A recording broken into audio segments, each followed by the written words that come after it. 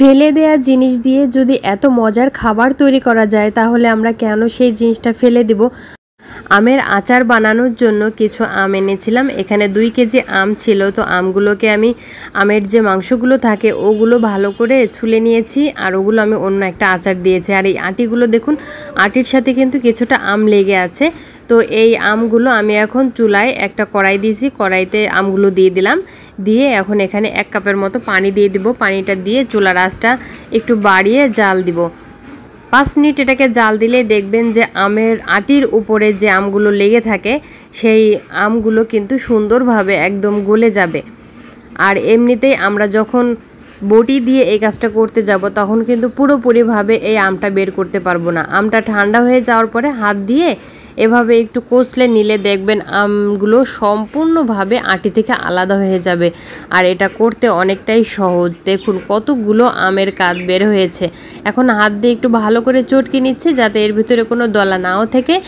আর যদি দলা থেকেও থাকে তাহলে কিন্তু রান্না করার সময় এটা একদমই গলে যাবে।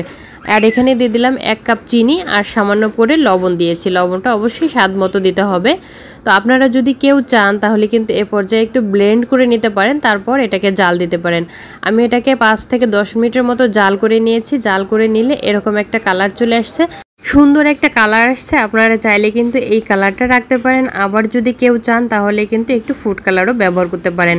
আমি কিন্তু এখানে একটু ফুড কালার ব্যবহার করব, তাতে করে দেখতে সুন্দর লাগবে। আর খাবারের জিনিস যদি দেখতে সুন্দর লাগে তাহলে কিন্তু অনেক ভালো লাগে, আর এতে কোনো কিন্তু ক্ষতিও হবে না।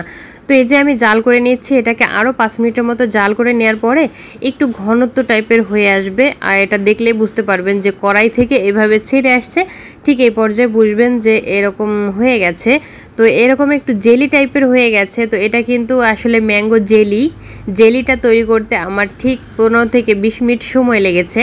আর দেখুন কত সুন্দরভাবে এই জেলিটা তৈরি হয়ে গেছে। একদমই ফেলে দেয়া একটা জিনিস থেকে অনেক মজাদার একটা খাবার তৈরি করে ফেললাম। তাহলে আমরা এই আমের আটি আর কেন ফেলে দেব?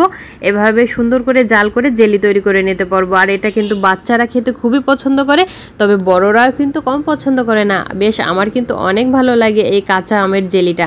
তো দেখুন কালারটাও কত সুন্দর এসেছে, আর রুটি দিয়ে খেতে কিন্তু আরও বেশি ভালো লাগে। তো রেসিপিটি যদি ভালো লাগে অবশ্যই লাইক, শেয়ার ও কমেন্ট করতে ভুলবেন না। আজকের মতো এখানে বিদায় নিচ্ছি। সবাই ভালো থাকবেন, আর অবশ্যই কিন্তু রেসিপিটি ট্রাই করবেন। কাঁচা আম থাকতে থাকতেই কিন্তু এই মজাদার খাবারটি তৈরি করে রাখবেন। আর আপনারা যদি এটা সংরক্ষণ করতে চান তাহলে অবশ্যই এতে ভিনেগার ইউজ করবেন। আজকে বিদায় নিচ্ছি। আল্লাহ হাফেজ।